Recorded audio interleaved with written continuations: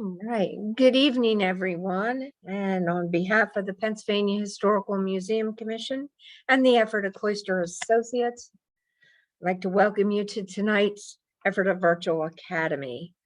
My name, for those of you who have not seen me before, is Elizabeth Berthod, and I am the Historic Site Administrator at Ephrata Cloister. And those of you who maybe don't know what Ephrata Cloister is, Ephrata Cloister was a religious community founded in 1732 by a German immigrant. Education was always an important aspect of the community.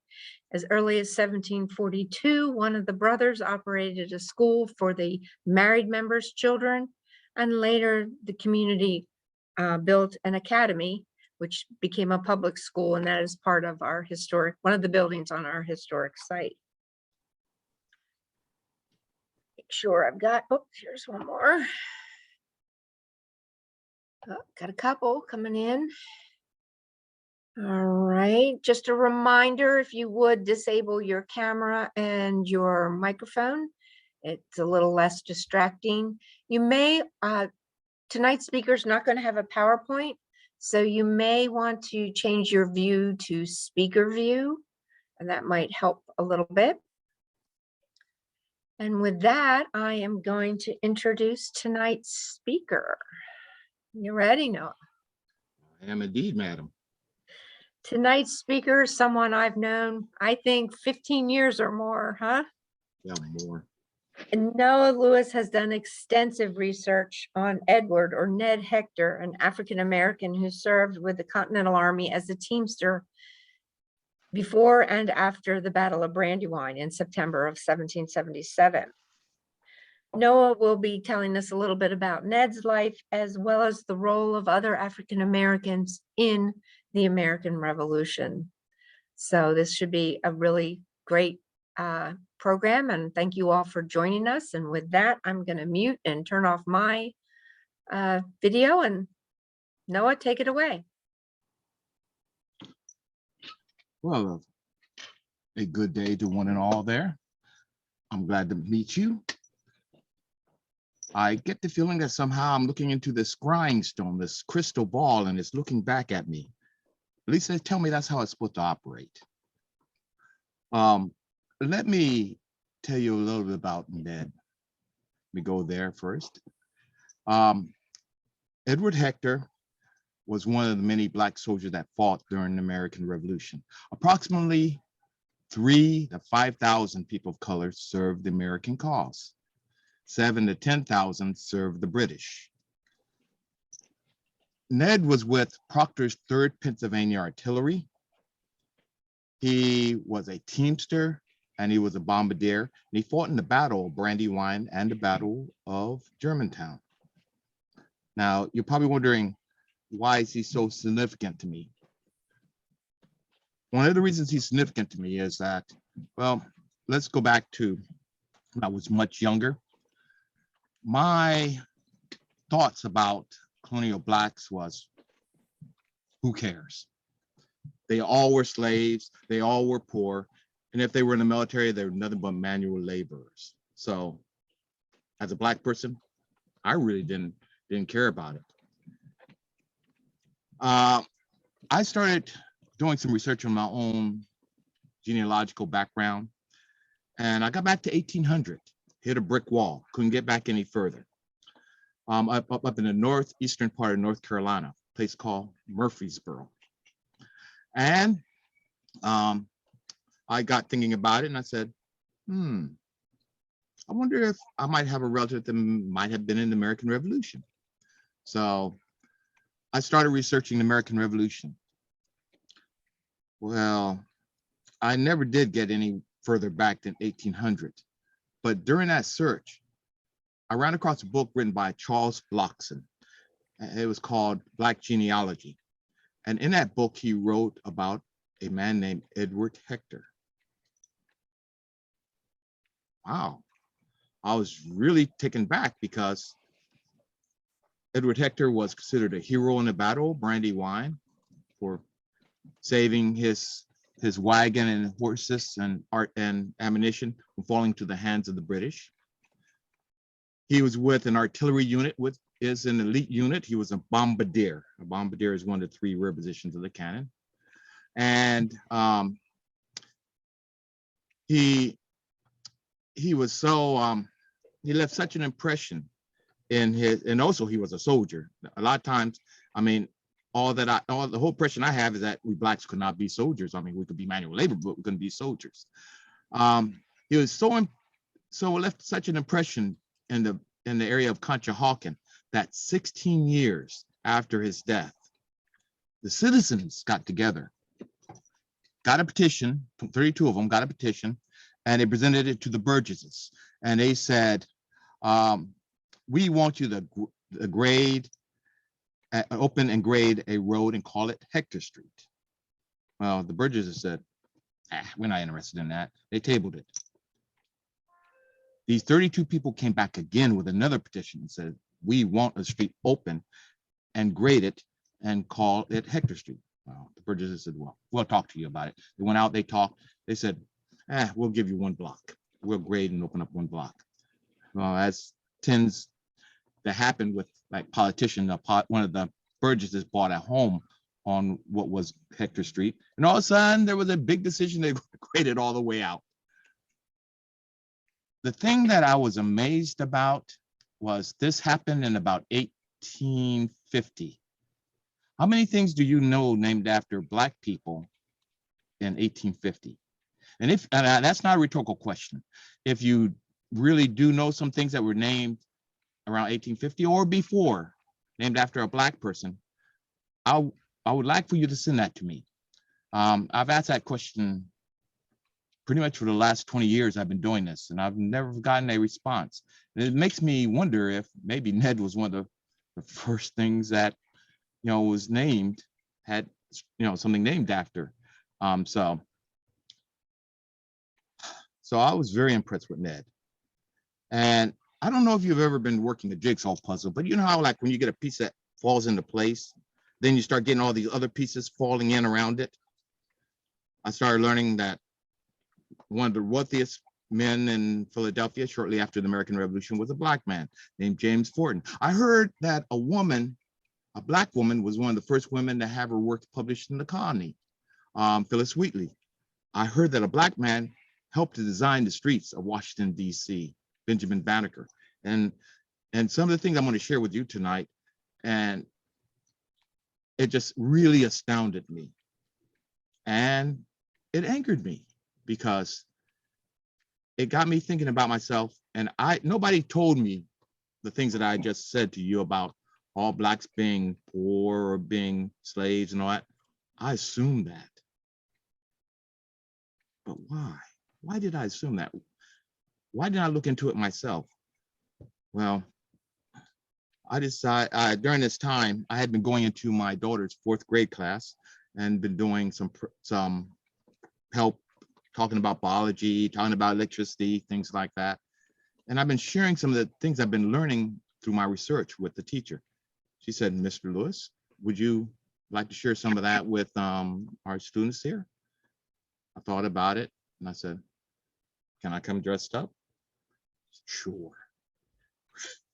If you come to my website, you get to see what my first outfit looked like. It's really laughable. Pair of light blue hospital scrubs with white socks pulled over the bottom of them, a woman's blouse with collar. It was bad. It was really, really bad. I get reminded to this day that when my head gets too big, some of the reenactors that knew me from back then saying, we remember how you started. It humbles me.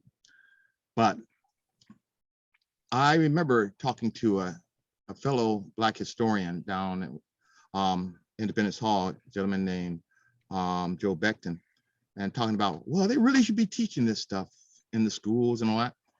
And I remember him saying, well, it would be nice if, these other coaches would teach our history for us, but we really need to teach our own history.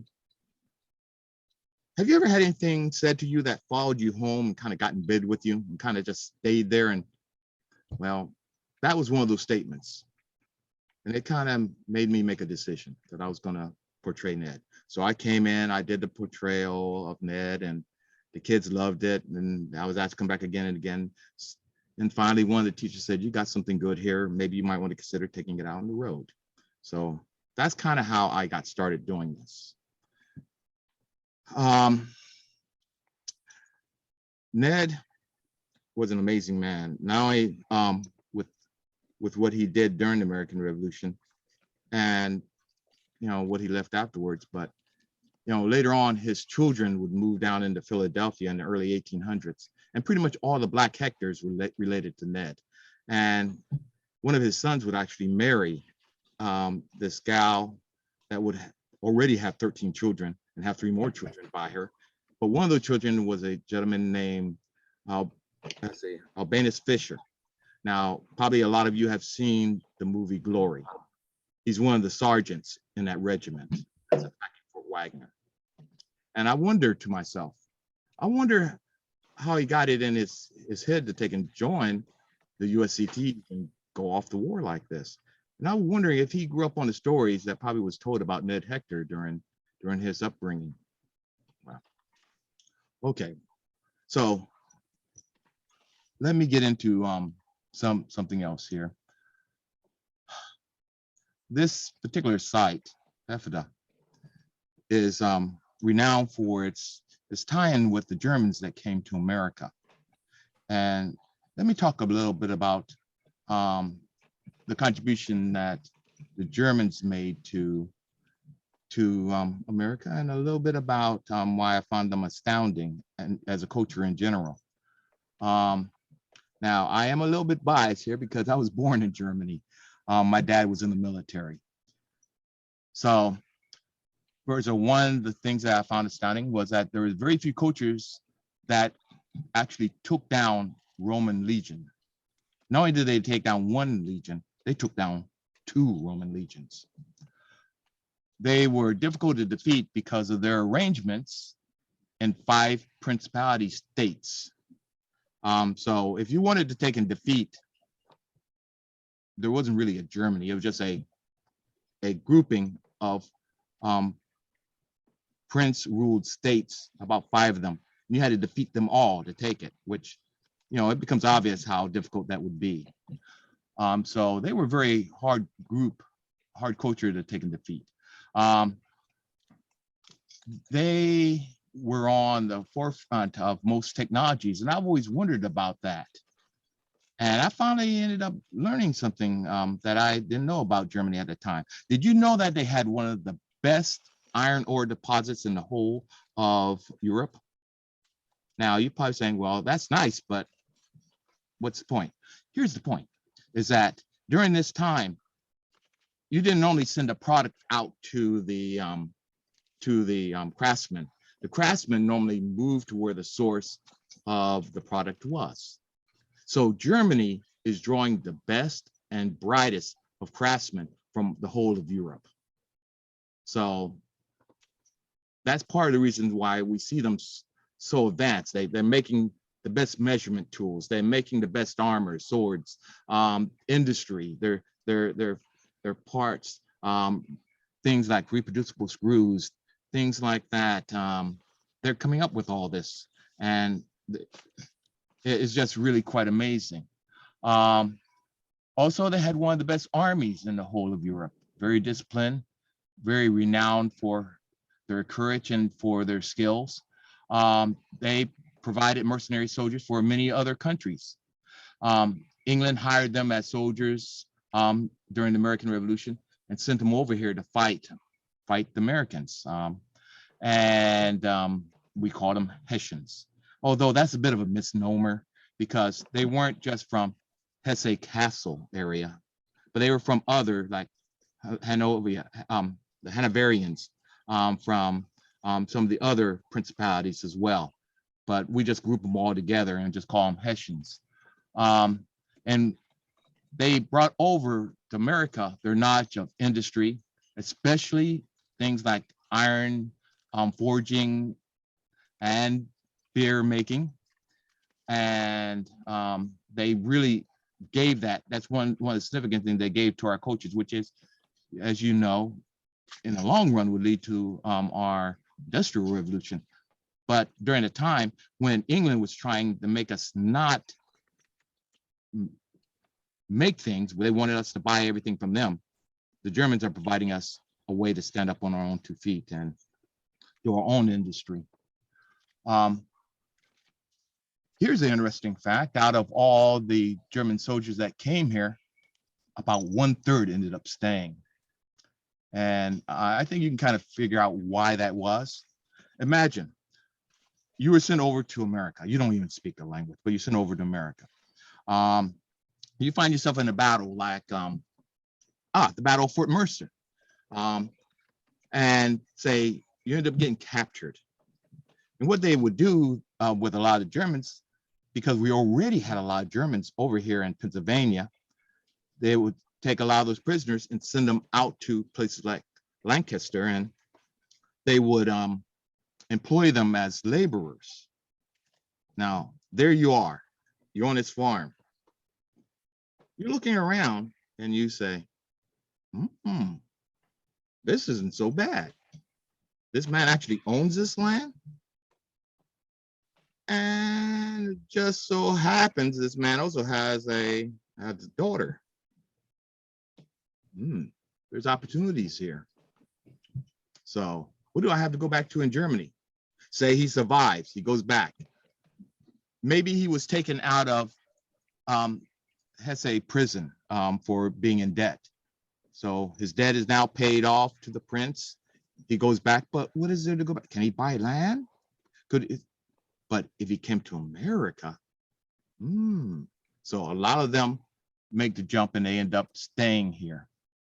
Some of the Germans came here on their own, as I said, and that kind of brings us to Ephrata, because they were seeking religious freedom. There was a group that came over that later on becomes the Mennonites and the Amish, and the Palatines come over. So this brings me to Ephrata and how Ephrata kind of starts playing in on the American Revolution side. So things have not gone particularly well in our fight with England. We've been losing most of the battles. We fight them and then we drop back and retreat, and we engage them again and we drop back and retreat. And it's been that sort of war. We're taking a lot of casualties. Let's face the truth. We're just not a well-trained army. I mean, we're brave men. We're willing to die, and if necessity dictates to give up our lives for our family, our homes, to what we believe in our hearts of hearts. But we're not well-trained soldiers. On the other hand, the British, are they well-trained, well-led, well-supplied? Of course they are. To give you a modern comparison, it would be like one of us going against a Marine. So, we're not that good. Well, basically what we can do is just make it the war a very costly war for England. And of course, we're not playing by European rules. They think if they can take our capital, defeat our armies and rout them off the battlefield, they won the war. But that's not how we're playing it. So our wounded, what are we doing with our wounded? Well, we send them to various places. Yellow Springs is one of the places. Some of the churches and religious organizations are taking care of some of our wounded, one of which is the group up in Ephrata. Here's something that was very curious about sending our wounded up at Ephrata. They were noticing what was happening to our soldiers there. What they noticed that there was a much higher incidence of recovery than at any of the other places that we were sending them. I wonder why that was. Well, I don't know how many of you have been around the German culture, but even around here, even towards our 1900s, the German people are very interesting. Oh my. In the case of the women in particular, they're cleaning everything that doesn't outrun them, pretty much. It wasn't unusual, I say, into the middle of the 1900s to see the Germans in Philadelphia out scrubbing their front door steps. And so, as I said, they were cleaning everything around them. And as we know in present time, basically they were setting up and disinfecting the area. But of course, they didn't know that because we have no idea we as colonial people have no idea of germs or anything like that. To them, it's the idea of cleanliness. That helps put you close to godliness. And that's what they were striving for. So even though that they may not have known about germs, even taking on this attitude ended up being beneficial to them and to our soldiers. Another thing, I don't know if you know this about Germantown, but when the British became trapped in Germantown, they were hoping to be rescued from the sea by their navy, but their navy was being engaged by the French. And Cornwallis, how they're trying to stretch out their supplies. And to do that, one of the things they thought, if we can get rid of some of the people that are here in Yorktown, maybe we can make our supplies last a little longer. I wonder who we can get rid of. Wait a minute. We have all these Black people here, you know, soldiers, laborers. You know what? If we get rid of them, we can make our supplies last just a little longer. So they decide to run the Blacks out of Yorktown. And what the problem with that is that if these Blacks go over to the American side, they're traitors. They're either going to be shot as traitors or they're going to be re-enslaved. If they go back to Yorktown, they're going to be shot for coming back. A lot of these Blacks end up spending the that battle right there in the middle of the no man land. And the only culture that I have read about that raised any kind of protest about this action was the Hessians, the German officers. They said, why are we doing this? Haven't they fought alongside us? Haven't they served us? Haven't, you know, they contributed to what we're doing? Why would we do this to them? They're the only ones that raised that protest. And when the war was over, the British, the ones that there were twice as many of us on side of, did they take us home to England with them? No. But believe it or not, the Hessians actually took back 300 Blacks back to Germany with them. Black Hessians, if you please. If you come to my website, you can read a little paper about that. I find that astounding, just really, really astounding. So my respect and admiration to the Germans that helped America to become the amazing country it became. But I realize that you didn't come necessarily hear me rattle on about the Germans now, did you?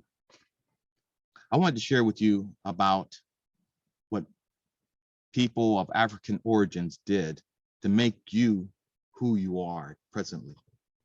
Well, you probably look at me saying, what? What do you mean? Well, as I told you before, 3 to 5,000 people of color served the American cause.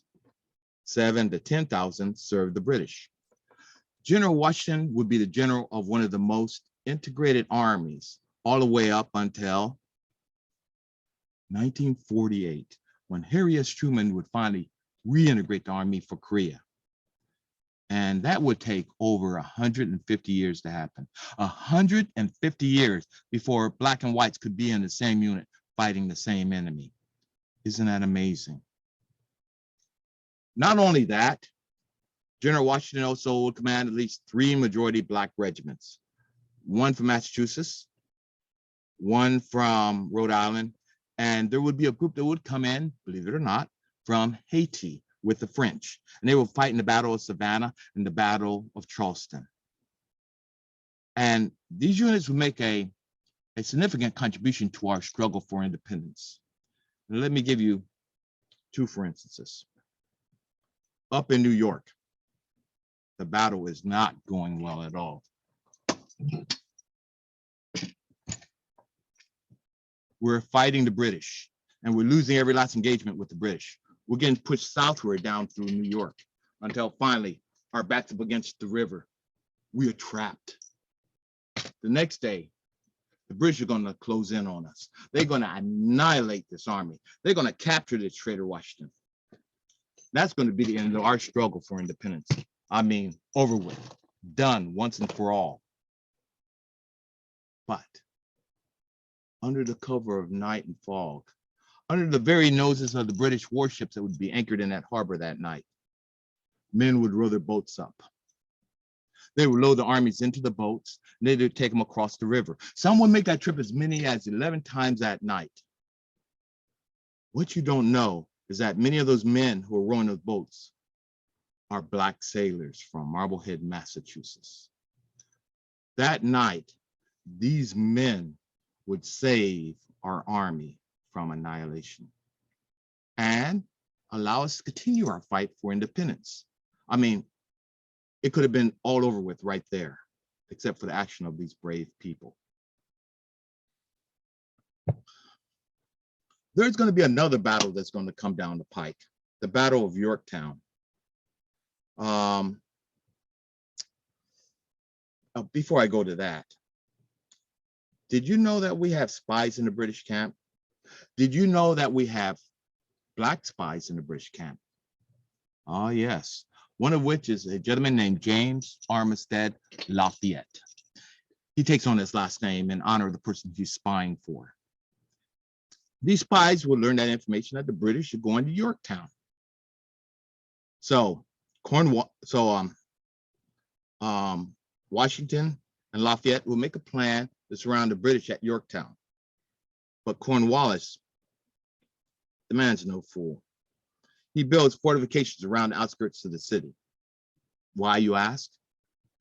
You see, he doesn't want us to bring our heavy cannons close enough to bombard the city. We have to take out 2 fortifications before we can get close enough to utilize our heavy cannons.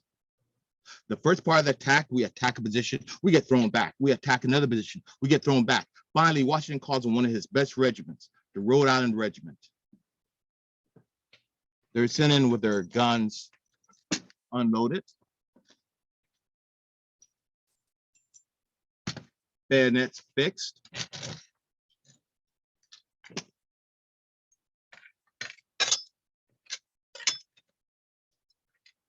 Bayonets fixed. And they would take their objective in 10 minutes. 10 minutes. That's how good of soldiers these men are. The French would take out the other one.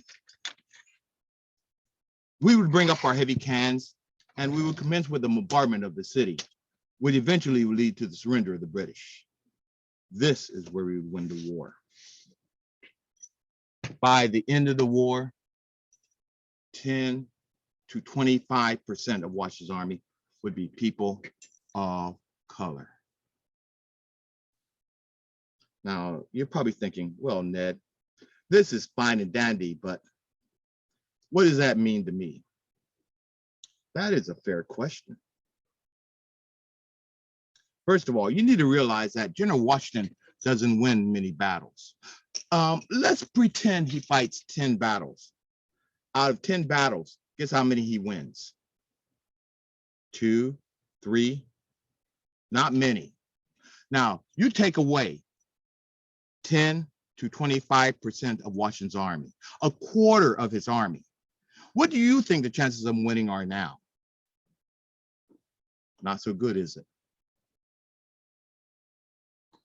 This is what it means to you.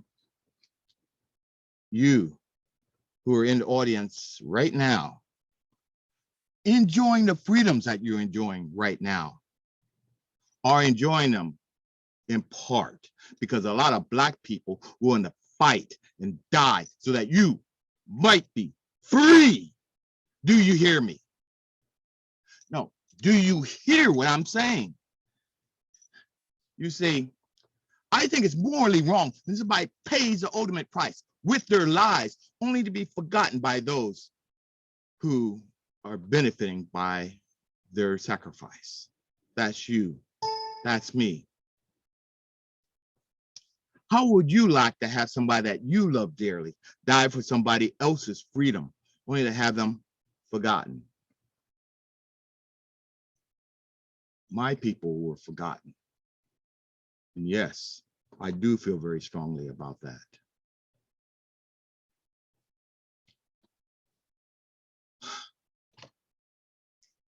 Your kids, your children, at school, they learn American history, right? And they learn some African American history, right? But some people believe that these two have nothing to do with each other. I ask you, is this so?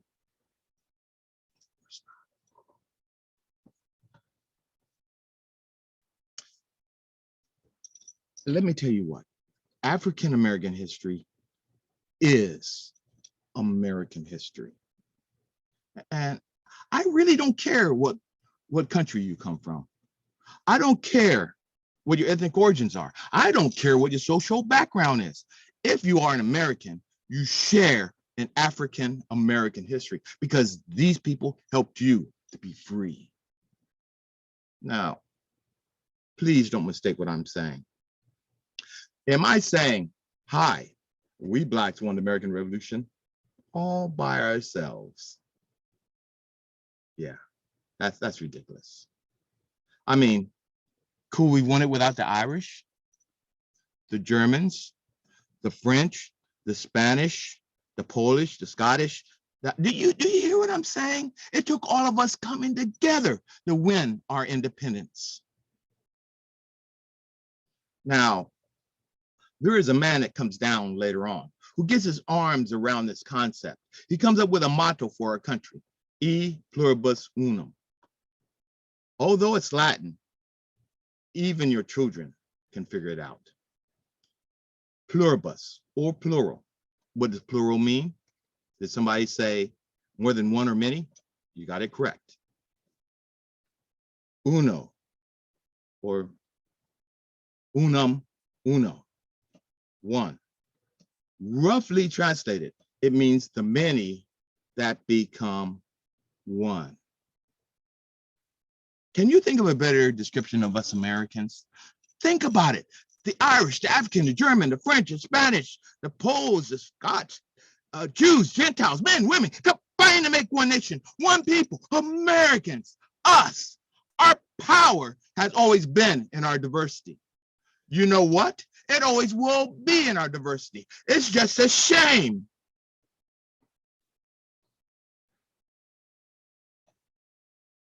It is just a shame, my friends, that we don't appreciate each other the way that we really should.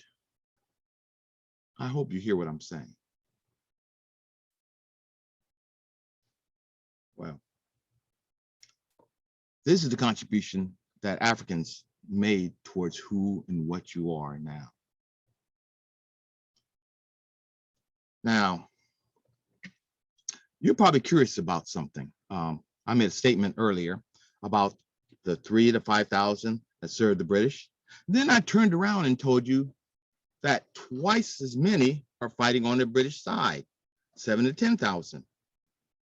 And you might have said, oh, well, how could that have happened? Well, with your permission, and hopefully we got enough time to do this then, let's do something here. It's not gonna hurt, not gonna hurt a bit. Boom! Did you feel it? Good. Do you know what I just did to you? I just turned all of you into Black enslaved people. Whoa, before you get ready to hit me, I want you to understand why I did it. I want you to stand in their shoes. I want you to see through their eyes. I want you to think with their minds. Now that we're all in the same condition, tell me, do you really care what white master rules over you, whether it's the white British or the white American? Do you really care? No, because you're still a slave. But do you care about being on the winning side? Of course you do.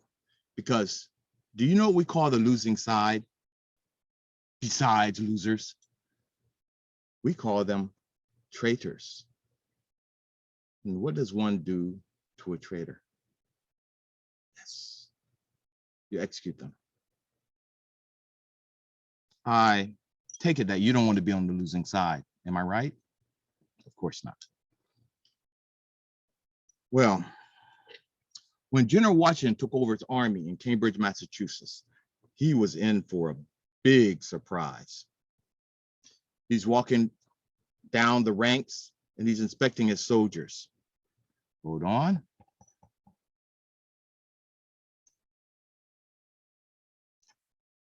He's inspecting his soldiers.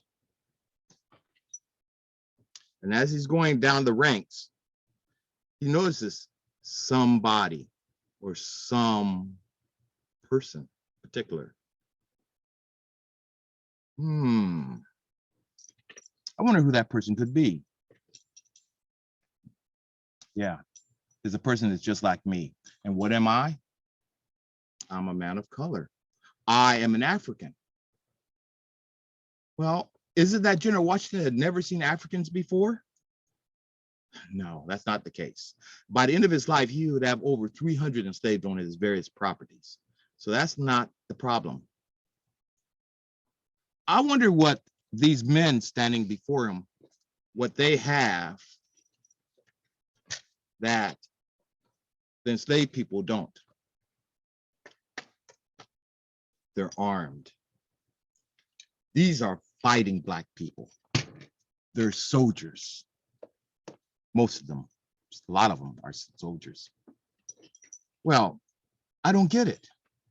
Isn't that what you want in an army? You want men that will fight, right? Huh. So what is the problem here? Tell me, where did General Washington come from? What colony? Virginia. That colony is down south, right?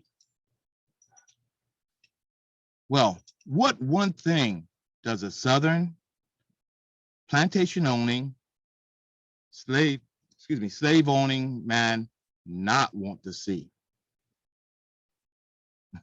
I can hear you all the way through this. Yeah, the last thing he wants to see is a Black man with a gun. So do you think he's happy about this idea of all these armed Black people in his army? Yeah, I can imagine you're going, yeah, you're correct. How do I know that? Go and ask me. How do I know that? Oh, thank you for asking. I know that because he goes back and he makes orders. He said there will not be allowed any Blacks in a Continental Army, neither slave or free. Did you hear that, my friends? He doesn't want us in his army. How do you feel about that? Oh, somebody says they're pretty angry about that. Another one say they don't understand. We have been fighting from the beginning of the war. We were there at Lexington, Concord, Breeds Hill, Bunker Hill. We were there fighting and dying. And now he doesn't want us here, this Johnny come lately general. Well, we raised a protest about it. We let him know that, you know, we're not happy about these orders at all. And guess what? He ends up changing his orders. Now, you don't believe for a minute that he changed his orders because we are complaining about it, do you? Nah. He's probably thinking, I can have these people fighting for me or against me. So, on the American side, are you, as a general rule, promised your freedom? No. Which really amazes me because you think about it. Would any of you fight for a country that would enslave your families, enslave the people that you love, enslave your culture? So I find it amazing that the amount of Blacks that are fighting for America. But probably many of them are hoping that there's an old tradition that they hope will be honored goes back to Greek and Roman times. They have a slave fights for his country. That slave is granted their freedom. That means a lot of them are fighting, even though they don't know if they're going to have their freedom or not by the end of this war, but yet they fight. I don't know about you, but I find that astounding. I really do. Oh, by the way, did you hear the news? You haven't heard? I can't believe you haven't heard the news. Lord Dunsmore, the governor of Virginia, loyalist, he's made his own proclamation. He says, all you slaves in Virginia, if you will belonging to rebels, if you will rise up and fight for the crown, you will be given your freedom. How did that sound to you? I can hear the cheers going up all the way to here. Sounds really good, doesn't it? And let's face it, take a look at us. I mean, do we really look like well-trained soldiers to you? I mean, we're merchants, we're farmers, we're brave men and willing to die if necessity dictates for our family, our homes, what we believe in, but we're not well-trained soldiers. However, the British, well-led, well-supplied, arguably one of the best armies in the world. Come on, who do you really think is going to win in a battle between Great Britain and a bunch of colonists?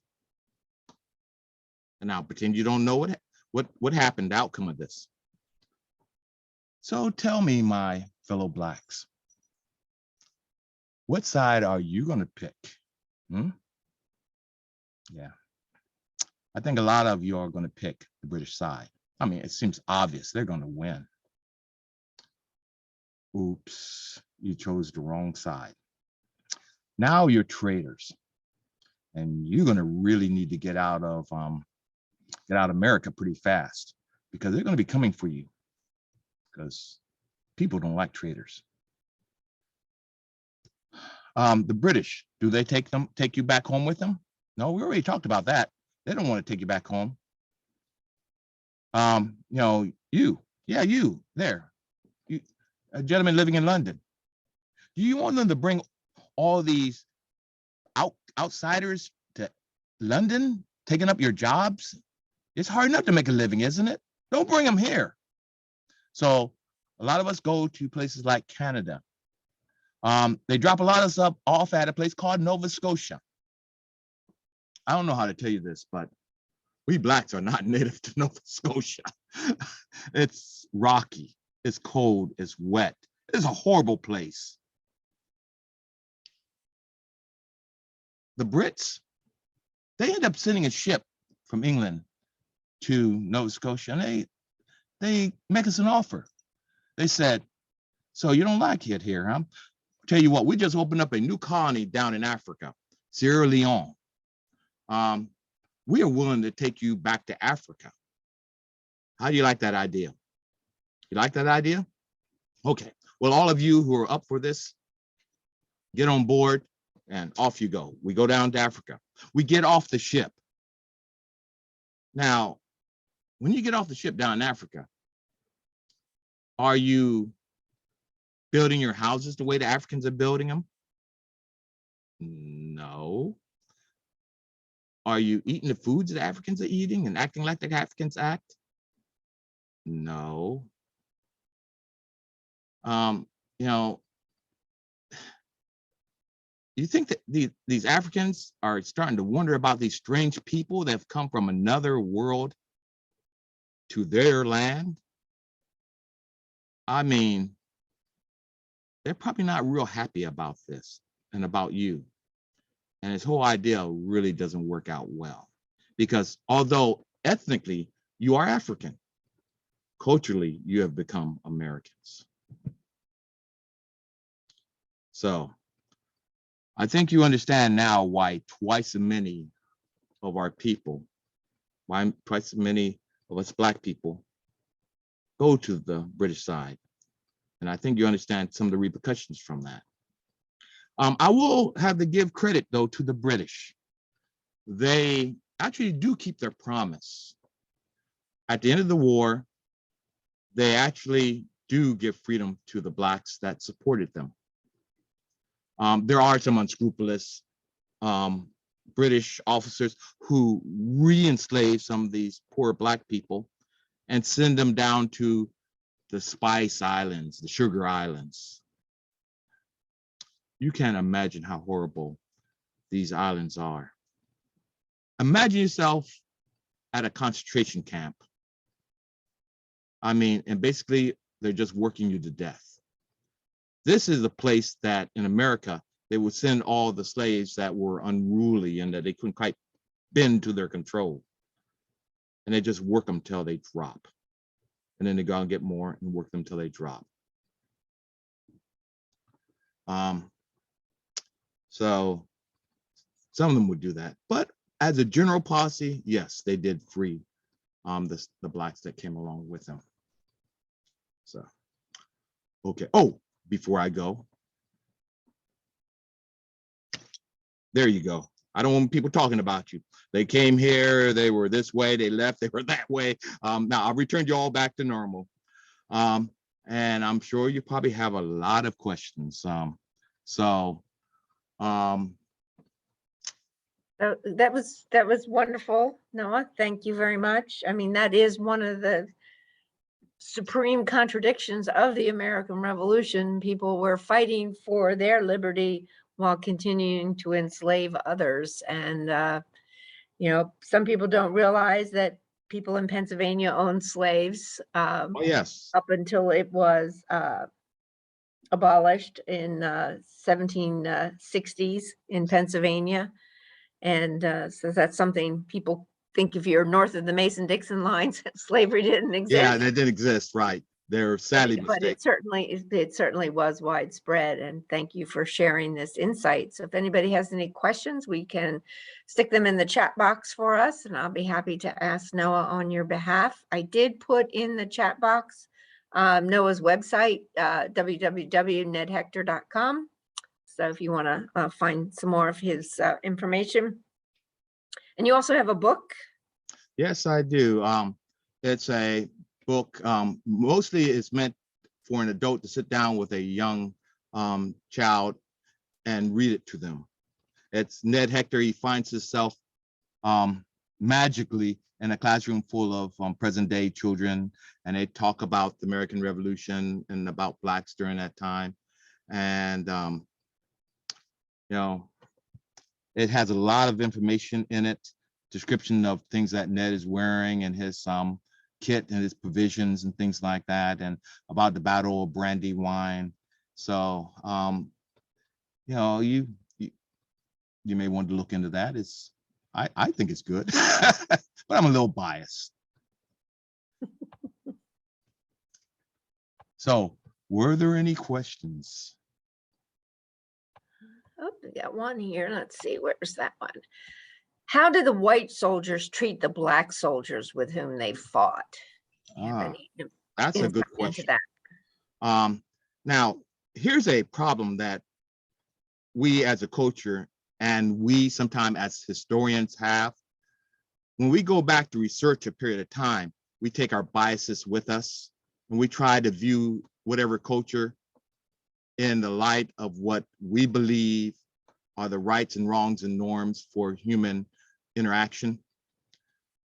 And back then, the biggest problem is not as much prejudice, it's more classism. Classism is that you're going to be born in a class, you're going to live in a class, and you're going to die in a class. And there's not really much you can do about that, except if one of your betters, like a king, elevates you, gives you a dukedom or earldom or something like that, and elevates you. Or if you are smart, like somebody I know, you marry up, like General Washington. He moved up in class when he married Martha. So you could marry up and become a part of a higher class. But outside of that, there's not much you can do. So we fight the American Revolution. We shuck off the concept of classism. And to give you just one more idea of just how crazy classism is, Did you know you could be white and not be white? I wish I could see the looks on everybody's faces when I asked that question. Yeah, you could be white during the colonial period and not be white. How can that be? I wonder if any of you, I wish I could hear some of your inputs of how you think that could happen. But this is how that happens. You have to understand that during this period of time, white is not a color. It is a class. And who determines the classes during our colonial period? The British. And what group of people do the British really not like right now? The Irish. The Irish are not considered part of the white class. And so when they come over here, a lot of the Irish are considered even below us blacks in class. So you could be white and not be considered white. So yes, there's always prejudice. I believe that it's part of our human condition. Prejudice is the ability to prejudge things. And I don't necessarily think that in and of itself is a bad thing. We do this all the time. I'm walking down a corner, I see a gang of that looks dangerous, and I decide to go across the street and avoid the gang. Well, I've made a prejudgment about that group of people, and I did it with the idea of self-protection. I don't think that's necessarily a bad thing. If a street person comes to my door, they knock, I open the door. Hi, I've been watching you. I like you. I want to come and stay in your home. Oh, really? I don't think so. You know, well, I've made a judgment. I don't really know much about this person. I don't know what's going to happen, but I don't really think it's wise to let a stranger come into my home that I don't know. So now, if on the same occasion, I know this person, I know they're okay, and they're asking me for help, and I'm still making the judgment, even though I know better, then that's a bad prejudice. So prejudice here, prejudging in and of itself isn't bad. It becomes bad when you start making judgments despite the facts. And you hold on to those facts despite all the other information to the contrary that you might have. So were we prejudiced? Yes. We as human beings have been prejudiced from probably the onslaught of our creation. But a curious thing, for the most part, like I told you, you got a black man who's doing very well for himself during this period of time, or shortly after the period of time, a James Fortin. He becomes one of the richest men in Philadelphia. You have to appreciate that comment. You have to understand that Philadelphia is, I think, the second largest city in the British holdings. And if he's one of the richest men in that city, well, you can just read between the lines there. This man has really got a lot of money. So he's doing pretty well. And there's a lot of other blacks that you have never heard of that they really haven't done bad for themselves under the class system. But when the class system goes away, we shuck off the king and the empire. What comes up to take its place? Decisions based on race and on economics. Now, in the Army, basically, I'm getting paid the same amount that my white counterpart is getting paid, $6 and some cents. We both are getting paid the same thing. I, for the most part, a lot of them are very worried more about my class than they are about my color. But again, like I keep telling you, the big thing there is that, you do have people, who are more biased to their own people than to other people. So prejudice is a part of that. So we have some more questions. So let's see if we can get some of them in. You mentioned the movie Glory and Yes. someone who was in it. Would you please retell that again? Well, the gentleman that's in it is a gentleman named Albanus Fisher.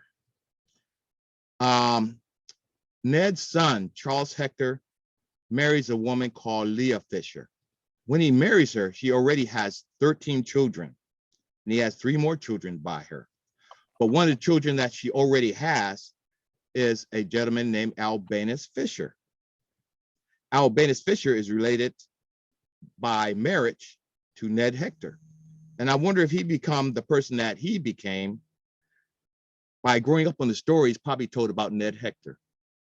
I wonder if he became that type of courageous soldier that would engage with the 54th Massachusetts Regiment and attack Fort Wagner. Yeah, he's at Fort Wagner.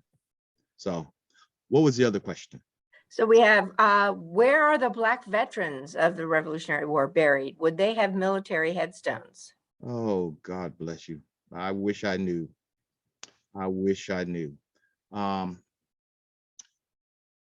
We who are Black historians, we are just really trying to find out how many Blacks there were actually that fought, because a lot of times when we're listed, we're not listed a lot different than our co-soldiers or our white counterparts.